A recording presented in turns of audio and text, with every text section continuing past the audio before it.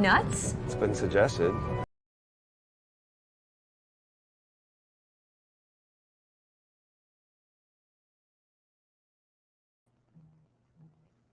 What do those three clips have in common?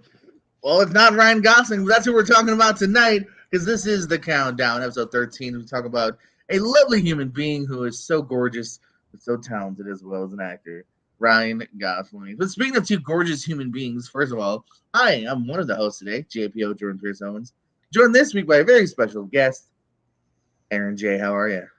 Hello, gorgeous. Yeah, really excited to be here talking about my favorite actor of this century. 21st, I think it is. I was going to say, too, I always ask my guests who they might want to talk about here. Leave it up to them as long as I can also contribute. Why Ryan Gosling? Why did he come to mind? I just think he's, again, like one of the best actors of this century, one of the few actors where I can actually find myself able to watch pretty much any of his movies, and I'm going to enjoy it. It's typically, has a wide range of genres too that he's in. So yeah, I kind of just talking to some people, like I try not to pay too much attention as I'm about to be on a rank list, but talking to people, everybody's top 10 was very different. There wasn't really that many movies. Maybe there was like 3 movies I'd say that generally were on most people's lists, but even those 3, I'd say only 2 of those maybe will be on both our lists. I wouldn't be surprised if we have 3 different lists in different orders, and you like he's just like one of the few actors where you can be like, you're not like crazy with your list. I just think so many other actors it's kind of obvious, and then you have a few like I don't know. So those are kind of the weird rambly reasons why I chose Ryan Gosling.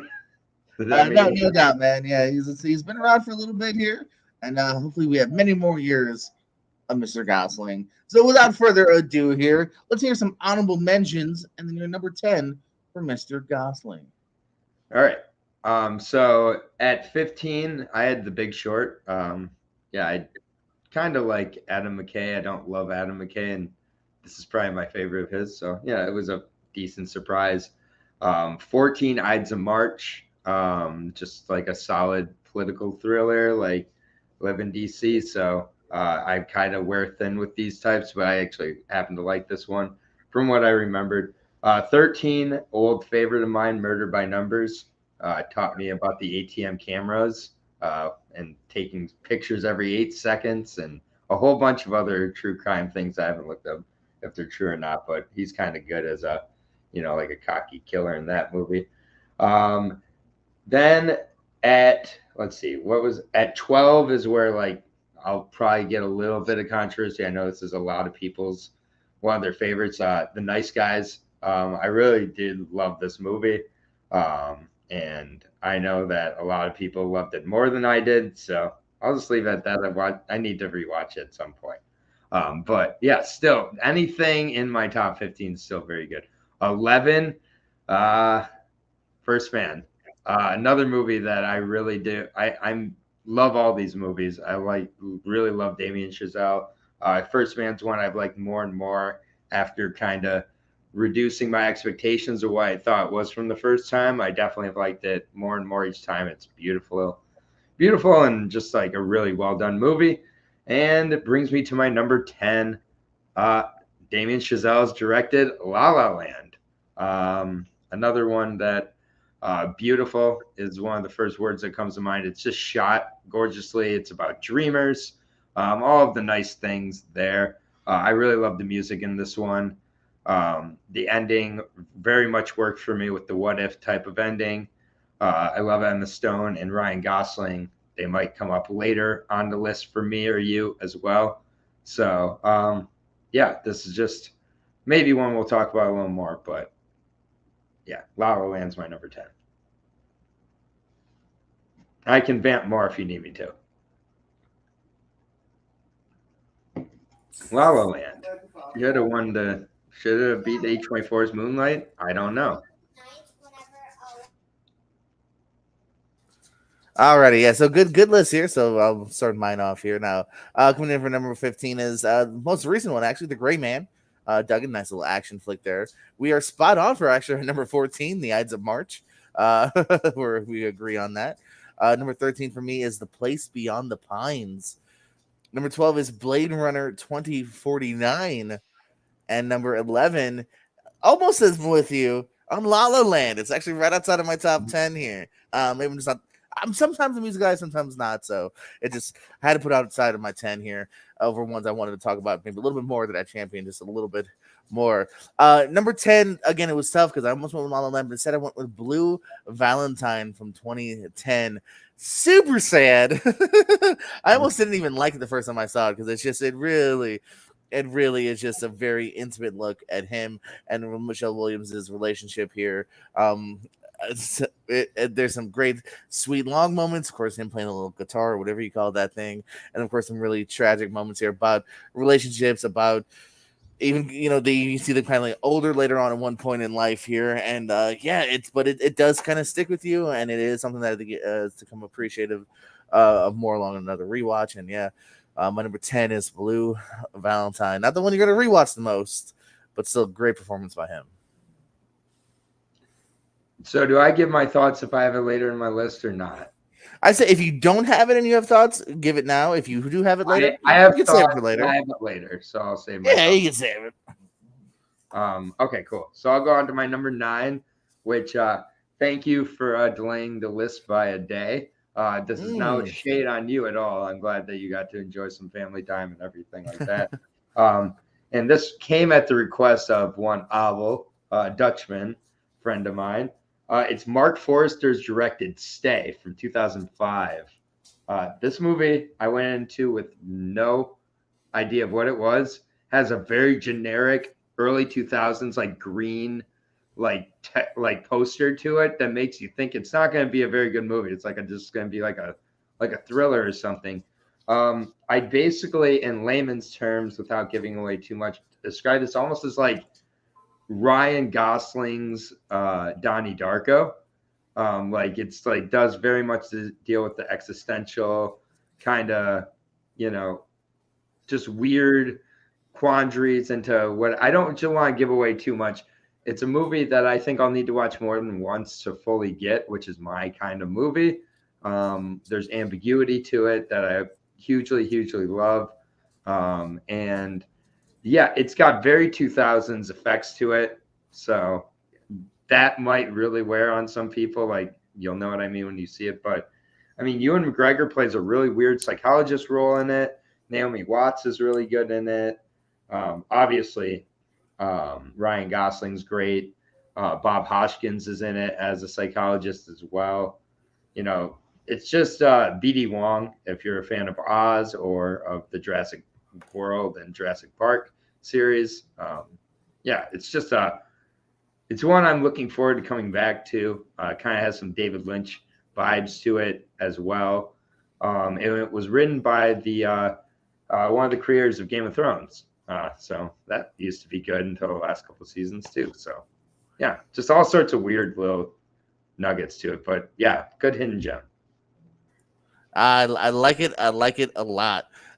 Coming in at my number 9 here, the second oldest movie on the list for me, United States of Leland from 2003. Have you seen or even heard of this? No, I have not seen it. I have heard of it. But... All right. That's usually what I seem to be found of this one here. But this one is something that I've always really dug here. Again, Gosling, kind of like Murder by Numbers, he's playing, well, even more than Murder by Numbers, he's playing a really troubled kid who commits a horrible crime. And then it's just about, trying to understand it here. Don Cheadle plays somebody that's, is with him and trying to understand it here. You see other performances that are affected by the crime that is committed here. Also, Michelle Williams' appearance here as well. So one of their first team up here in a weird prequel. Even Kevin Spacey, who shall not be named. There's a lot of great small performances here about just this small, intimate telling of a horrible crime and why it might have been done, what could have been done, the lives that are affected by just this one act. And yeah, it's another. I'm starting off really, really sad here, evidently, but it's gonna get happier here soon, I swear, because he does have some fun ones. United States of Leland, highly recommended for me at number 9. Hey, it might be part of why I like Ryan Gosling so much is he's not afraid to not go for the sad. Because I mean, my next one, it's it's kind of happy, but it's also pretty sad. It's about, I think it might be one of, if not my favorite Ryan Gosling performance. And it's Half Nelson.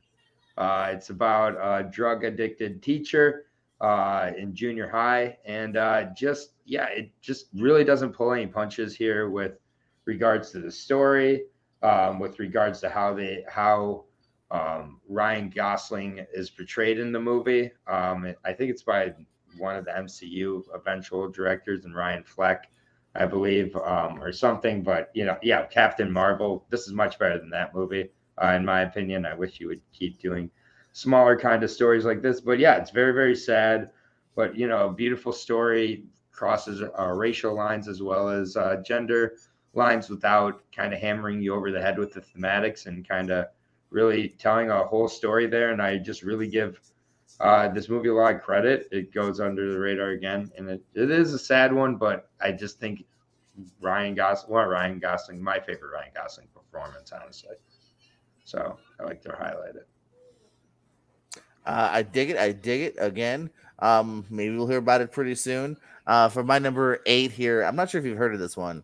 It's called Stay from 2005. Tell me, No, so happy to see it's on your list. So happy to see that it's already kind of sunken in to the yeah, top 10 here for you. Because yeah, this is a really interesting one here that it's one of those ones. If you look back on like early reviews, I got middling to maybe even bad reviews. I think more mhm, as time has passed, people have appreciated here. It looks really good. Mark Forrest, as you said, is the director. Ewan McGregor's really good in this here, and it's trippy. It does need more than one watch. I still don't necessarily think you're gonna get all the answers after that second or third watching, but you will come to appreciate it. I think even more here. It's a cool one, man. It's one I've gone back to. It's one I've asked in trivia that usually doesn't get enough answers for. mhm, You know what I mean? Because I feel like again, it's one of those ones that if you know it, you kind of champion it. If you don't, yeah, it's kind of fallen under the radar over time here. But yeah. yeah, it stays a unique piece here. Um, I don't even know if I want to call it a thriller, but it's definitely a mystery with some warpy stuff in it. And yeah, so I've always dug this flick here. So I'm with you. Stay is my number 8. That's great. I'm glad that made both our lists, actually. So, very cool. Another one, speaking of making both our lists, Blue Valentine, sad and good. Yeah, it's hard to rewatch, and it's one that, as you revisit, I'm a couple years older than you, Jordan. So, like, as you revisit, you go I'm into it. 47. Oh, well, I'm 48. So only Damn a it. year older, not a couple. My mistake. Sorry, you look so young. It must be the face cream.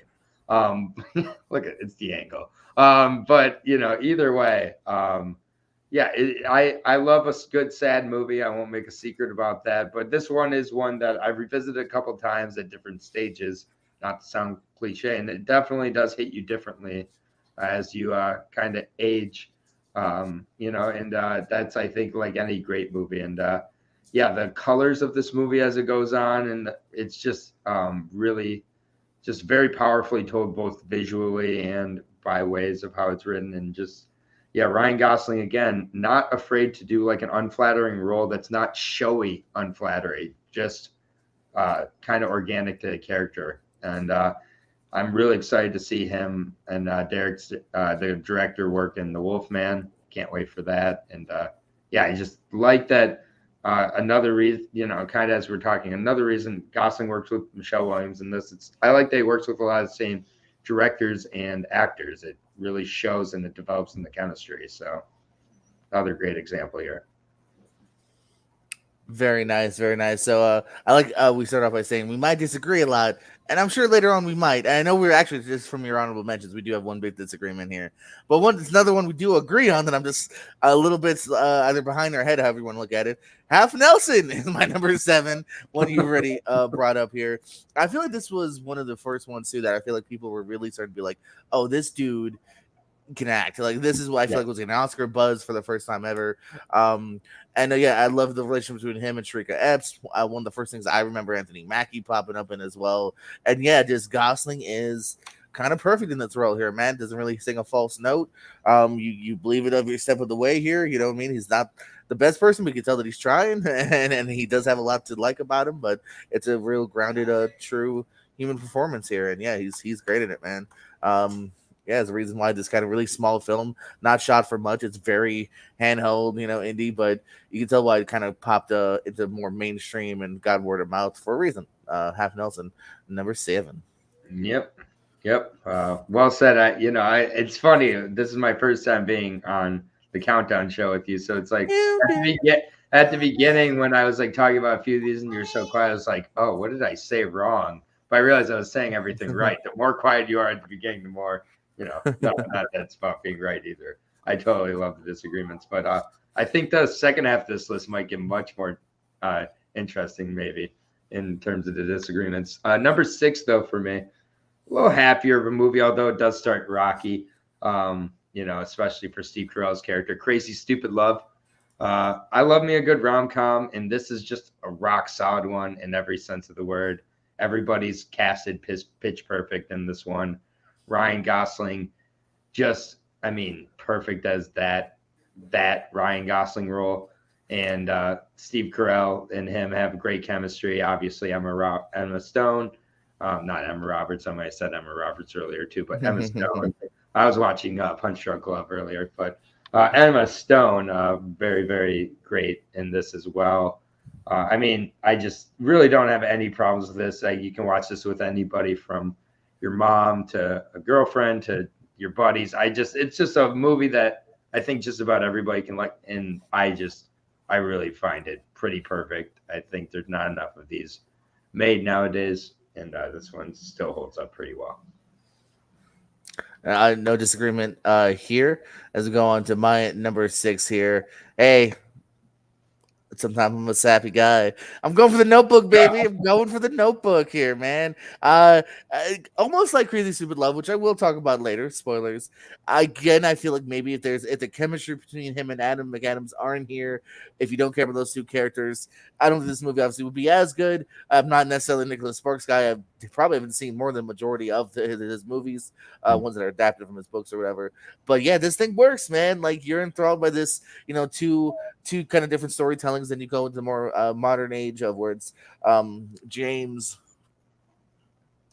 the guy that played the detective. Anywho, the older couple. That's James basically, Garner?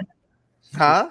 Is it James Garner? James Garner. There you I'm go. just like testing out. I just looked it up. No, yeah. Okay. Cool.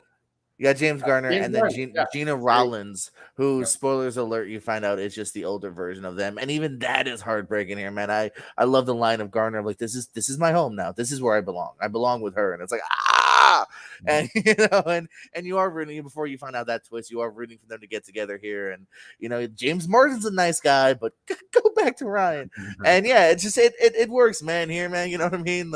His whatever his line is, no, I can never quit you, whatever he says. Like we're never over. It works so well. Like you're such it works, man. When you got the right people in the right direction, it works. And yeah, the Notebook works for me.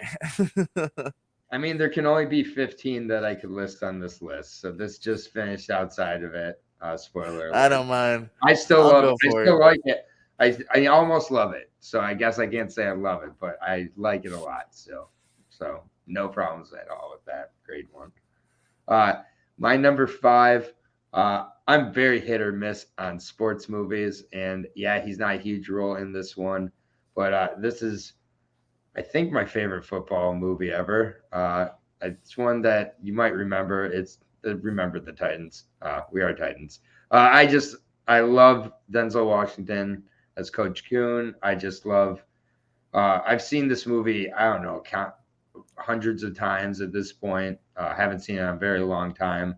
Don't need to revisit it either. Love the singing, the dancing, the football scene. I love every kind of aspect of this movie. It's not one that I'm gonna revisit with a critical eye anytime soon either. So it's gonna live in the nostalgic kind of realm because that's where it belongs. I hardly even remember Gosling in this movie, so I feel a little cheap putting it on here. But just by technical sense, yeah, Gosling's performance isn't that memorable in this movie, but I love this movie, so I'm gonna put it at number 5. Don't feel cheap. Don't feel cheap at all. Wink, wink. Yeah. Uh, Going now, as we talked a bit of a sappy romance just now. Let's go back to that rom com you talked about earlier. Crazy, stupid love. Oh man, I remember even kind of being surprised. I feel like at this point, we're well past Half Nelson, and I was like, oh yeah, Ryan Gosling's doing a rom com, I guess. But Mhm. dude, it's so good. He's so hilarious in it here. The way he takes Steve Carell under his wings. Another one too that sometimes you could always argue like movies sometimes try to have too many twists and turns and whatnot. I kind of dug this one, because you continually find out like, oh shit, Stone's his daughter, and oh, well, he's dating her, who's connected to him, and I don't know. It works because everyone's so good in here. Throwing a little Marissa Tomei. I love the relationship between Carell and Julian Moore too, though. Like you could tell that like there was love there. Like you can also tell why they broke up, but you can tell that there is love, and maybe there could be love in the future here. I enjoyed the kid who has high hopes and whatnot, and the little monologue towards the ends here. And yeah, this thing again, I feel like maybe a different cast, a different timing, maybe wouldn't be as good. But man, the movie we got really works here. It's a good, easy rewatch too if you just want to put it on. Yeah, I dug it from the first time in the theaters until now. It's crazy, stupid love. Yep. Yeah. No disagreement there. I know. I can't believe I had a 6, so I'm sorry that I didn't have a 5. But please, I swear I like it So almost. far, I've just been slightly higher than you on a couple Yeah. of Yeah. these. Exactly. Clearly. Number 4, we're gonna bring it back down to a little bit of melancholy here. Movie that is all about kind of acceptance and really wouldn't work with a lot of leads in the role of Lars. Lars and the Real Girl is the movie. Um, Craig Gillespie, one of my favorite directors, uh, working everything he's done for the most part. I've really enjoyed the Some Roma, another Cruella was a absolute blast as well. But this movie has one of the guys from early season of Parks and Rec in it, Paul Snyder, playing a really good role as kind of a snarky, like trying to change the main character, but also learn to kind of accept them. And it's just, yeah, it's just an overall really beautiful movie about social kind of anxiety and acceptance. And it's never played for a laugh. The main character's kind of issues, which, yet there's genuine moments of comedy within it. Ends up wrapping up really well. And it's just it's on the surface like Ryan Gosling playing this, extremely shy guy who has trouble socializing and making friends. And all this is like, to an extent, hard to believe, but he really does, I think, nail it really well. And yeah, it's a sweet movie. So yeah, Lars and the Real Girl. Very nice. Now we can finally disagree. Now I do like this one as well. Here, he's great in another kind of good example of just how good Gosling is. Because again, there's no other character quite like this in his wheelhouse that you've seen before or since. It's good. Like I said, it could have been 15, 14 for me here. It shows you how good the list here Mm-hmm. is. And speaking again of disagreements here, I believe, or not disagreements, but it's definitely lower on your list. Kind of like Lars was for me. I'm gonna go with The Big Short. Actually, it does make my number 4 from 2015. I think it works. I really enjoyed the segue Adam McKay has taken into slightly more serious, but still having a lot of comedic moments as well. Obviously, this one has the segues with like Margot Robbie and whatnot. But I love the main 4. I don't think anyone's really playing into stereotypes here. Christian Bale, Steve Carell, then even Brad Pitt is quite like kind of quiet in this, and Gosling kind of has a very unique flair for this role as well. So I dug it here. I thought it was really good, really interesting, nice tale of a big eclectic cast here, and yeah, I've enjoyed everything McKay's done the last few movies. Nice. All right. Speaking of disagreements, I know that this is going to be a huge, huge disagreement here. What up, Melissa? By the way, great, great member of this community, but love Melissa. Um, my number 3, director. I am a huge fan of a lot of things he does, not a lot of things he says. Nicholas Winding Refn's Only God Forgives is my number 3. And I know this is one that people often put towards the bottom of their list for a lot of different lists. Yeah, I disagree. I disagree. Not to quote Uncut Gems, how Uncut Gems Adam Sandler here, but yeah, I disagree. This movie to me is pretty awesome. I'm a huge MMA fan and a huge fan of Muay Thai myself, and I think this movie really does in a lot of ways kind of embody Muay Thai culture kind of throughout it. It is very slow moving, even though it is 90 minutes. It feels like it's a lot slower than that. Reminds me of a 70s Vengeance kind of movie. Um, I think Ryan Gosling's awesome in it. I love the cop, who I'm going to not try to mispronounce his name, but Chang is the character's name. And yeah, just I think this is one that gets a ton of hate. I went into it expecting not to like it. I've enjoyed it from the first watch. Enjoyed it on rewatches. It's beautiful, beautiful colors, great fight scenes, cool themes as well. And yeah, I like Nicholas Winding Refn. I get people who don't. And yeah, I assume this is a big disagreement. Or is it your number one?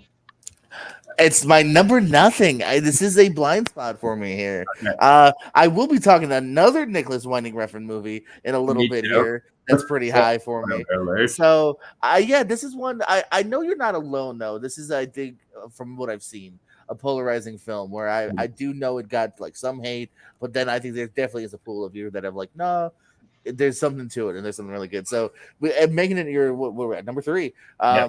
Yeah, I think I'm definitely gonna have to check this one out here. It's just been one I just never got to. Mm-hmm. No worries.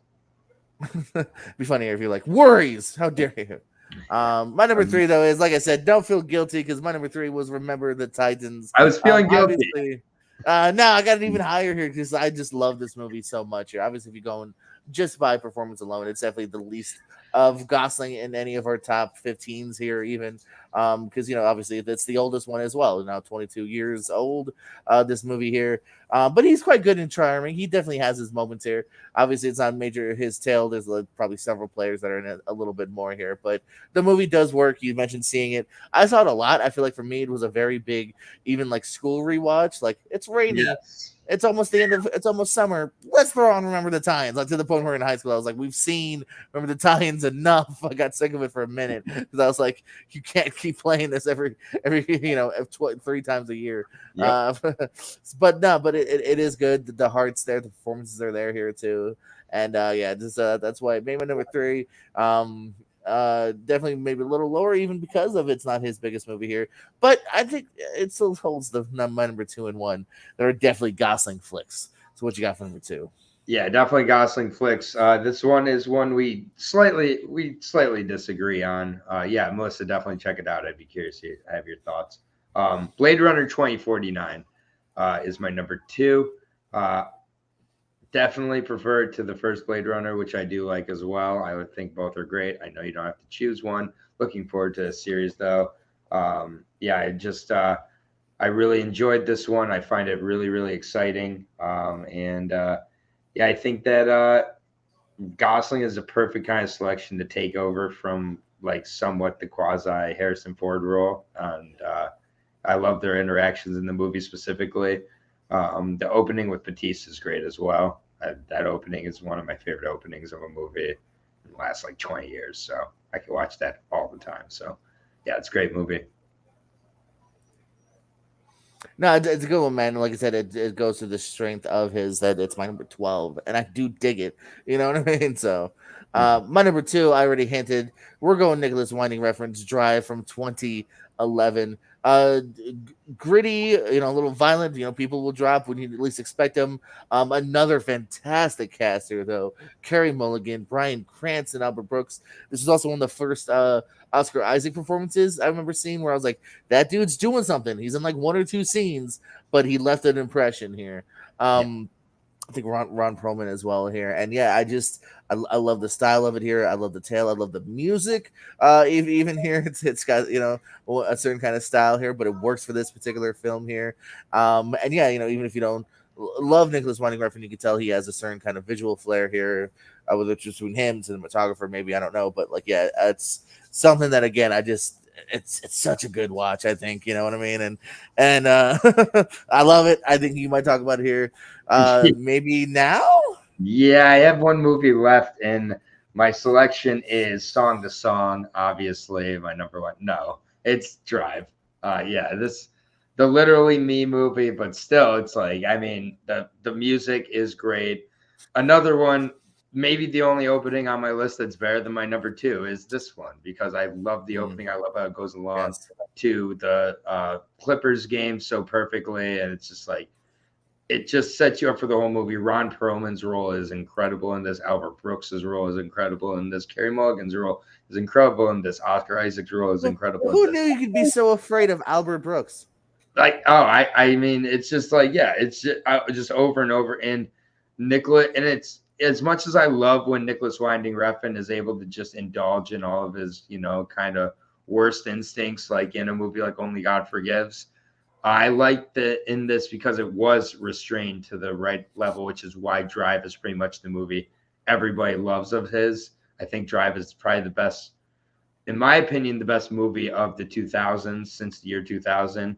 And I get that's a really, it's tough to say, but you talk to a lot. I mean, not that I'm looking for consensus, but I just think it's close to being that. And just all the way, yeah, it's a beautiful movie. It is one of those where you can pause it on any frame and you're like, okay, I can make a poster out of that. I mean, the soundtrack, it's my favorite soundtrack. It's one of the few that I still put on YouTube Music when I'm just walking around. I'm like, sure, I'm gonna listen to a music soundtrack. It's like this or Dazed and Confused, and like a couple others that I can think of. So yeah, it's great. I hate being so cliche. I was like, I went through these over and over. I'm like, I hate to have like Drive be number one, but it is what it is, and yeah, Drive. Sometimes when it's good, baby. It's hard to fight. It's like to remember the Titans. How we're like, he's hardly in it, but you can't deny the No, great. and yeah, even before saying Melissa agrees with us. Yeah, Sports exactly. movies. I'm in the same boat. I don't really gravitate towards any sport in particular outside of pro wrestling. Don't judge me. But like, if it's a good movie, that's all that matters It's here. like So like, forced down yeah, our throats in school. Like it was forced down my throat in school too. We yeah, watched it 5 times a year, yet yeah. still liked it every time, even though we kind of didn't like it. Yeah, and still, like, now that, like, I might have been a little bit lower that year, but now that I'm several years past school, like, yeah, it's right Yeah, back up that's to a just damn good being. movie. Mwah. Fuck Rudy. Um, Sorry. Rudy's good too, but yeah, I'd go Remember Titans. My number one. This is our biggest I'm disagreement so yet. sorry. You might have saw my Home Alone I face saw you. earlier when you said Nice I Guys did was it. what, an honorable mention. Yes, it was. And Uh, no honorable. my No, it was number my one. Shane Black's The Nice Guys. I think this is the best Shane Black movie here. I think it's the best amalgam of both humor, but it's still violence. You're still not sure, what's going to make out in the end. You're interested in the mystery here, but most of all, you are in love with these two characters, Gosling and Crow. It is a perfect pairing. Still to this day, it unfortunately didn't seem to make a lot of money, so it's been hard to get a sequel off. I would love like an HBO Max series. I just want to see these two team up, and it's another reason why again, movies so hard to rank. How do you compare this necessarily to a Drive or to The Big Short? But the way I went with it was I give Gosling so much credit for this. The bathroom stall scene, the way he's just able to make humor out of it. Like I feel like he could have. That makes me go, man. They could have put Gosling in a silent 30s film, and I think he would have done really good because like he's able to make these again. I don't know if that's on the paper or if it's just even if it is on paper and he's able to execute it so well. There's so many nice moments here. Even when he gets his arm broken here, he's just so good in it. And it's another character too where like he's you could find him some questionable in some aspects, but you love Gosling so much, you go for it here, and that's why I made it my number one because it's maybe also my favorite Gosling performance here. He just takes all these moments and absolutely makes it wonderful and next level for me here. So I love it. Give it a rewatch. The Nice Guys was my number one. Honestly, you could probably switch this up on another day, and Nice Guys could be like my number 7.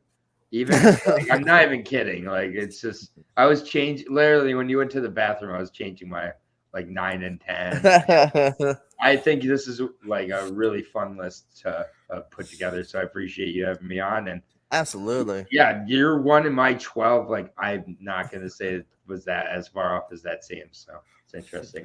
Let's hear that beautiful list one more time, Aaron. Give us 10-1. Yeah, number 10, La La Land. Number 9, Stay. Number 8, Half Nelson. 7, Blue Valentine. 6, Crazy Stupid Love. 5, Remember the Titans. 4, Larson the Real Girl. 3, Only God Forgives. 2, Blade Runner 2049. Number 1, Drive. Very nice here. I'll go over mine real quick here, lickety split, along with a visual representation on my letterboxd. Hey, Ooh. add me. I'm at Ben Affleck. Number 10 was Blue Valentine. At number 9, The United States of Leland. Number 8, Stay. 7, Half Nelson. 6, The Notebook. Number 5, Crazy Stupid Love. Number 4, The Big Short. Number 3, Remember the Titans. Number 2, Drive. And number 1, The Nice Guys. I'm at Incubrooks on there, so follow me as well. Hey, yeah, I will 100% add you here in a second Yeah. here because one, Okay. of course. Yeah, so follow him. Any other plugs or parting words here, Aaron, before we No, part two? not at all. Not at all. You know where to find me if you're not already finding me there. It's all good. But yeah, Inky Brooks on Letterbox is definitely where you should follow me if you're not already. You know, it's a great way Absolutely. to find some generic reviews after I watch every movie. I try to log every movie there. So, you know, I'm pretty good. trivia is a great place to find out what I'm watching because I don't hide my trivia movies either. Like literally, I did that before and then I forgot to log like a bunch of movies and I was like, oh, never doing that again. I care more about Letterboxd than trivia. Day of the Dolphin. Well, for Aaron, like, subscribe to all his fun stuff he's got going. Like, subscribe here, tell a friend, tell an enemy. We love you more than you'll ever know. Thank you.